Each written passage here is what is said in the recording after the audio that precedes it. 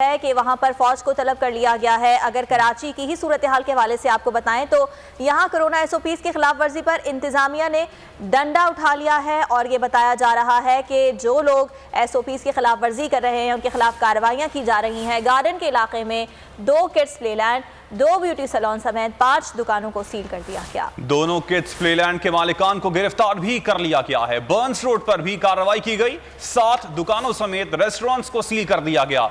सदर के इलाके में 29 दुकानें, गार्डन में SOPs की खिलाफ वर्जी पर 5,000 रुपए जुर्माना भी किया गया। डिफेंस बुखारी कमर्शियल में 3 सैलून, रेस्टोरेंट्स और मोबाइल शॉप्स को सील किया गया है। फेस मास्क इस्तेमाल न करने पर 6 लोगों पर 500% जुर्माना भी किया गया। एक बार फिर बात करेंगे। डॉक्टर सईद खान हमारे साथ मौजूद हैं। डॉक्टर साहब, बहुत शुक्रिया आपके वक्त का। कहिएगा कि इस वक्त जो सूरत हाल पाकिस्तान में है, क्या हम आगे आने वाली वह सिचुएशन के लिए तैयार हैं? क्या सिचुएशन है इस वक्त? यकीनन हालात काफी तेजी से खराब हो रहे हैं। जिस तरह आपने इंडिया के हालात दिखाए और हम विजुअल देख रहे हैं कि मुसलसल वहाँ जो डेथ रेट है वो हजारों की तादाद में है, तो ये हमारे लिए एक सबक का मकाम है कि हम अभी भी हमारे पास टाइम है कि इससे सबक सीखें और जो अवाम SOPs को अमल करने को मजाक समझते हैं उससे अंदाजा लगा लें कि कितनी जल्दी से हालात तब्दील हो सकते हैं। अभी भी हमारे पास टाइम है कि खुदारा हम SOPs पे अमल करें और गवर्नमेंट स्ट्रिक्टली एक्शन ले कि ये SOPs पे अमल कराएं, क्योंकि अगर कोई अमल नहीं भी करेगा तो जो अमल करेगा उसको भुगतना पड़ेगा। और जो नए वेरिएंट्स आ चुके हैं और जिस तरह वो तेजी से तबाही मचा रहे हैं, तो खदशा यही है कि खुदा ना खास्ता हमारे पास भी जो हमारी ईद है बहुत फीकी पड़ सकती है अगर हम SOPs पे अमल नहीं करवाएंगे। वक्ती तौर पे लॉकडाउन क्योंकि वाहिद हल इसलिए है कि इस थोड़े वक्त में ना हम वैक्सीनेशन बड़े पैमाने पे करा सकते हैं, ना हमारे पास ऐसे कोई अद्वियात मौजूद है जो हम मरीजों को सही कर लेंगे। तो इसलिए वाहिद हल ये है कि मरीज बनने से हम बचाएं कि मरीज तादाद में इजाफा ना हो, और उसका वक्ती हल हमारे पास फौरी तौर पर यह है कि लॉकडाउन लगाए, लेकिन लॉन्ग टर्म पर हमें पॉलिसी मरतब करनी पड़ेगी कि बड़े लोग और SOPs से अमल करवाएं, क्योंकि ये एक लंबा फासला है, जल्दी ये हल होने वाला नहीं है मसला। तो रोजाना लॉकडाउन कराना भी मसले का हल नहीं है और लॉकडाउन नहीं। डॉक्टर साहब, आपने कहा कि ये लंबे अरसे तक चलेगा, कुछ एस्टिमेट दे सकते हैं आपके कितने अरसे तक चलेगा? और अगर कंपैरिजन किया जाए फर्स्ट वेव का इस मौजूदा थर्ड वेव से, तो ये थर्ड वेव पहली वेव से कितनी डेंजरस है? ये बहुत डेंजरस इसलिए है कि इसमें नई जो वायरसेस का इजाफा हुआ है वो बहुत तेजी से फैल रहा है और वो टाइम ही नहीं दे रहा।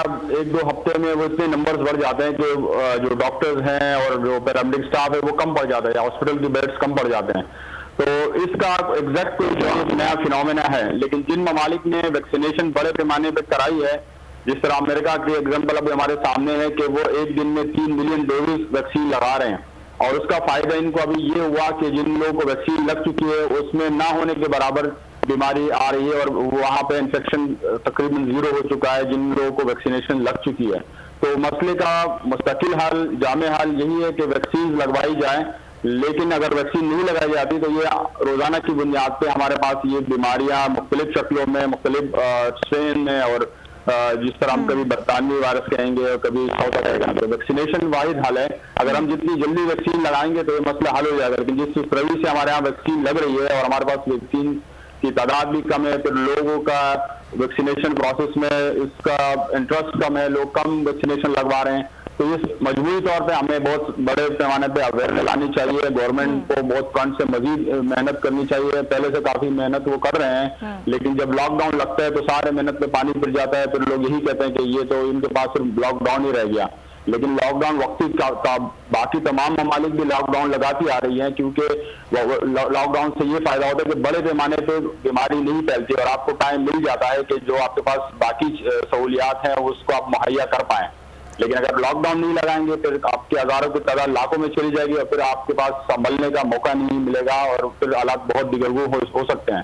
तो इसलिए वक्ती तौर पर लॉकडाउन मेरे ख्याल में जो है अमल करने जा रही है, तो मेरे ख्याल में आवाम को चाहिए कि या तो एसओपी से अमल करे ताकि लॉकडाउन से बचे। लेकिन जब वो टाइम होता है तो एसओपी से अमल नहीं करते और फिर बाद में वो शिकायत करते हैं कि ये लॉकडाउन लग गया और इससे ये नुकसान हुआ। तो जब ठीक है, और गवर्नमेंट मुतादिद सूबों में लॉकडाउन, स्मार्ट लॉकडाउन की तरफ जा भी रही है। डॉक्टर साहब, ये फरमाइएगा कि सिंध की अगर बात की जाए तो ये कहा जा रहा है कि सिंध में सूरत हाल इतनी ख़राब नहीं है जितनी कि पाकिस्तान के दीगर सूबों से रिपोर्ट हो रही है। मर्दान को मुकम्मल तौर पर लॉकडाउन कर दिया गया है। पंजाब में सूरत हाल काफ़ी ख़राब है। आप कोरोना टेस्टिंग लैब के इंचार्ज भी हैं, आपसे ये जानना चाहूँगी कि सिंध में इस वक्त सिचुएशन क्या है? जिस तरह से टेस्ट किए जा रहे हैं और जो फिगर रिपोर्ट की जा रही है, क्या सूरत हाल उससे ज़्यादा ख़राब है?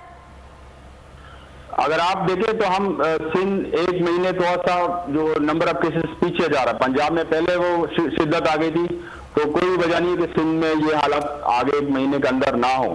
तो अगर अभी फिलहाल यकीनन सूरत हाल उतनी गंभीर नहीं है, लेकिन उस तरफ इसका रुख जो है उसी तरफ जा रहा है कि नंबर्स बढ़ रहे हैं। तो अगर हम इसको ये विंडो पीरियड जो हमारे पास है उसको कैपिटलाइज करें, गवर्नमेंट ऑलरेडी स्ट्रिक्ट एक्शन ले रही है। डॉक्टर साहब, ये सवाल यहाँ पे ये उठता है कि ये नंबर्स जो हमारे पास आ रहे हैं ये किस हद तक एक्यूरेट हैं? एज इन के क्या आप समझते हैं कि लोगों में टेस्टिंग करवाने का रुझान इस वक्त है जो इवन कोविड का शिकार हो भी जाते हैं और वो टेस्ट की जानिब जाते ही नहीं हैं? तो इसका मतलब है कि हमारे पास एक्चुअल नंबर्स तो मौजूद ही नहीं है। बिल्कुल, ये जो नंबर्स हमारे पास है ये सिर्फ वो नंबर्स हैं जो लोग लेबोरेटरीज में आते हैं, हॉस्पिटल आते हैं और जिनके टेस्ट हो पाते हैं। वो एक्चुअल तादाद इससे कहीं ज्यादा है, क्योंकि बहुत बड़ी तादाद में लोग हॉस्पिटल जाने की जहमत नहीं करते या लेबोरेटरी जाने की जहमत ही नहीं करते और वो घर पे ही अपने आप को मेंटेन करने की कोशिश करते हैं, मैनेज करने की कोशिश कर रहे होते हैं। तो वो नंबर इसमें नहीं शामिल। यकीनन ये नंबर्स बहुत ज्यादा हो सकते हैं अगर वो सारे लोग भी टेस्टिंग की जानिब आए। बहुत शुक्रिया डॉक्टर सईद खान साहब, आपने वक्त दिया बोल टेलीविजन को।